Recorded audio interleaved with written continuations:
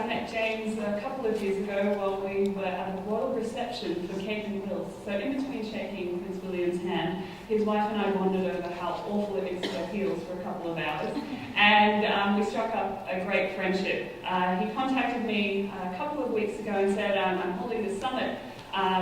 Would you be willing to speak? And I said, James, you know, I know absolutely nothing about agriculture. I'm an avid beef eater. If there's not steak on the menu at least once a week, you're not in my household. Are you sure you want this? And he said, yeah, it'd be great. So I'm just saying this, so if this goes badly, the blame is squarely on him. All right, we've got that out of the way. I'll just give you a little brief background of myself. I'm the eldest of 5 children. I was born in a little African country called Malawi. Now, if you've heard of Malawi, Madonna adopts her children from there, so it does have a small claim to fame. Got over the disappointment of not being selected as her chosen child, although now I live to not regret that because my mother leaves the house fully clothed every time she leaves, so that is a very good thing. Moved with my family to Australia in 2001. My mother was a synchronised swimmer for South Africa, so she taught us all how to swim, and in 2001 we moved to Australia and I joined my local swimming club. It was 400 metres from the house that we were renting at the time, and I simply joined to meet new people. And it was there that I met probably the biggest influence on my career, my coach Simon Cusack. And I mention him because he, I think, would be more at home in this setting than me. He's actually a trained carpenter. And after he did that, after school, he realised that he didn't want to do carpentry. Building KFCs around Queensland definitely taught him that much. He still can't stand the smell of them. So he decided to become a jackaroo. And he was a jackaroo all through northern Queensland and then a year in America. When I met him in 2001, he'd only been back in Australia for a year. And our paths crossed. His dad was a swim coach and needed some help at the local swimming pool. So Simon came back to help him and fell in love with the sport again.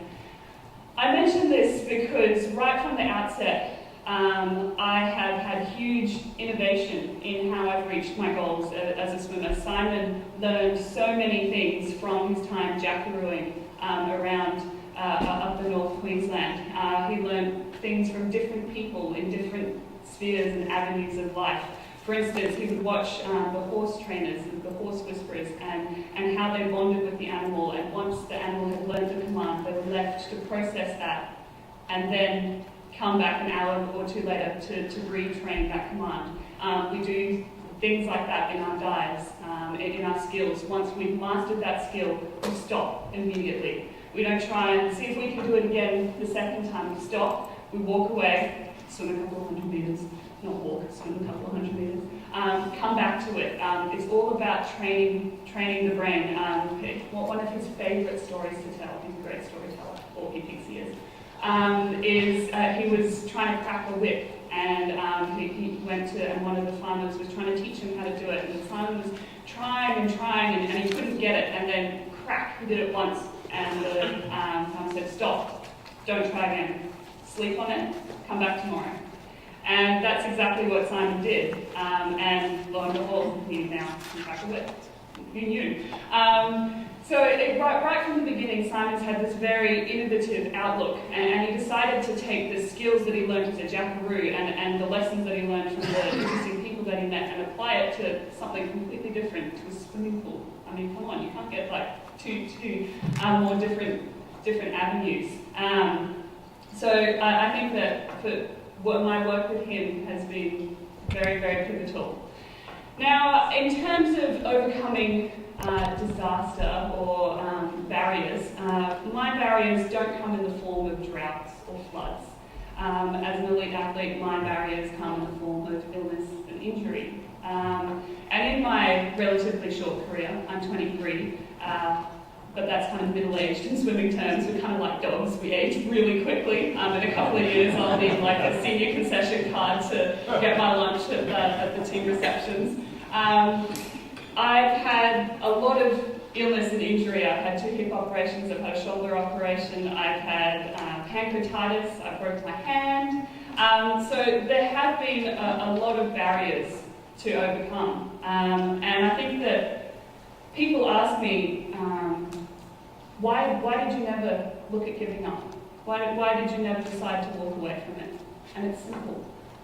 My love of the sport. And I think for many of you, it's the love of the land. You know, I feel like this is what I was meant to do. It's been in my family for generations. And I just had to look at different ways to overcome each barrier as it popped up. Whether it was partnering with a new physio, whether it was trying Chinese herbology to get over post-viral fatigue, which is a little bit like chronic fatigue. It's about broadening your horizons and really looking for people who you can partner with.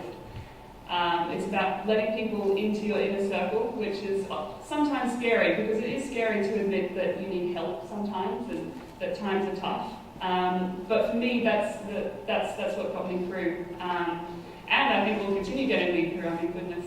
I hope that I have a few more years left in me, and I'm sure that there will be plenty of barriers that I still have to overcome. But ultimately for me, it was the love and the support of the people around me, and surrounding myself with the best in the business, and never giving up, acknowledging that times were tough, but this was what I wanted to do, and I was willing to do anything to make that happen. So in saying that, I'll let you guys get back to talking about agriculture, and I'll be listening avidly and hoping to pick up a few tips. Thank you very much for having me, and it's bound to be a wonderful day. James has put it together very well, so thank you.